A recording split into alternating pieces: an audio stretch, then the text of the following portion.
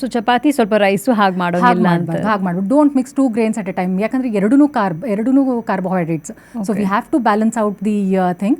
ಒಂದಿನ 2 ದಿನಕ್ಕೆ ಏನು ಡಿಫ್ರೆನ್ಸ್ ಅನಿಸದೇ ಇರ್ಬೋದು, but over a period of time ಅದರಿಂದ ತೂಕ ಹೆಚ್ಚಾಗೋ ಪ್ರಾಬ್ಲಮ್, ಲೈಫ್ ಸ್ಟೈಲ್ ಡಿಸಾರ್ಡರ್ಸ್ ಎಲ್ಲ ಒಂದೊಂದಾಗಿ ಶುರು ಹಚ್ಕೊತವೆ. ಜನರಲ್ ನಮ್ಮ ತಾಳಿ ಅಂದರೆ ಸ್ವಲ್ಪ ಅನ್ನ, ಸ್ವಲ್ಪ ಸಾರು, ಸ್ವಲ್ಪ ರೊಟ್ಟಿ, ಫಸ್ಟ್ ಚಪಾತಿಯಿಂದ ಶುರುವಾಗಿ ಹಾಗೆಲ್ಲ ಆಗುತ್ತೆ. ಸೊ ಹಾಗಾದರೆ ಒಂದು ಬ್ಯಾಲೆನ್ಸ್ಡ್ ಮೀಲ್ ಇರಬೇಕಂದ್ರೆ ಫಾರ್ ಆಲ್ ಟೈಮ್ಸ್ ನಾವು ಹೇಳ್ತಾ ಇರೋದು it has to be 1 grain ಅಷ್ಟೇ, ಯಾವುದಾದ್ರೂ 1 grain. Yes, 1 grain. So general ಆಗಿ ನಾವು ಒಂದು ಪ್ಲೇಟ್ ಬಗ್ಗೆ ನಾವು ಡಿಸ್ಕಸ್ ಮಾಡಿದ್ರೆ, ನಮ್ಮ ಪ್ಲೇಟ್ ಯಾವ ಥರ ಇರಬೇಕು ಅಂತ ನಾನು ಡಿಫೈನ್ ಮಾಡಿದ್ರೆ ನಿಮಗೆ, made B breakfast, lunch, dinner ಯಾವುದೇ ಆದರೆ half portion of your plate, half part ನಿಮ್ದು ತರಕಾರಿ ಇರಬೇಕು. ಸೊ ಆ ತರಕಾರಿ ನೀವು ಏನಾದರೂ ತೊಗೊಳ್ಳಿ, ಈಗ ನಾರ್ಮಲ್ ಸಲಾದ್ ಆದರೂ ತೊಗೊಳ್ಳಿ, ಇಲ್ಲ ಸಾರ್ಟೆಡ್ ವೆಜಿಟೇಬಲ್ಸ್ ಥರ ಆದರೂ ತೊಗೊಳ್ಳಿ, ಇಲ್ಲ ಸೊಪ್ಪು ಪಲ್ಯ, ನಾರ್ಮಲ್ ಪಲ್ಯ. Half portion should be your vegetables.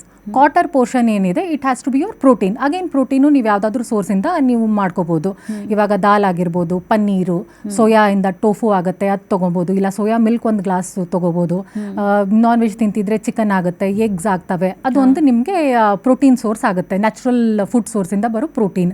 Next ಇನ್ನೊಂದು ಕ್ವಾರ್ಟರ್ ಪೋರ್ಷನ್ ಏನಿದೆ ಕಾಂಪ್ಲೆಕ್ಸ್ ಕಾರ್ಬೋಹೈಡ್ರೇಟ್ ಆಗಿರಬೇಕು. ಕಾಂಪ್ಲೆಕ್ಸ್ ಕಾರ್ಬೋಹೈಡ್ರೇಟ್ ಅಂತಂದರೆ ನಿಮ್ಮ ಸಿರಿಧಾನ್ಯ ಒಳಗೆ ಇದೆ ಬಂತು, ರಾಗಿ ಮುದ್ದೆ, ಜವಾರ್ ರೋಟಿ ಬರುತ್ತೆ, ಇಲ್ಲ ಬಾಜ್ರಾ ರೋಟಿ ಬರುತ್ತೆ, ಮಲ್ಟಿಗ್ರೈನ್ಡ್ ರೋಟಿ, ಈ ಥರ ಎಲ್ಲ ನೀವು ಯೂಸ್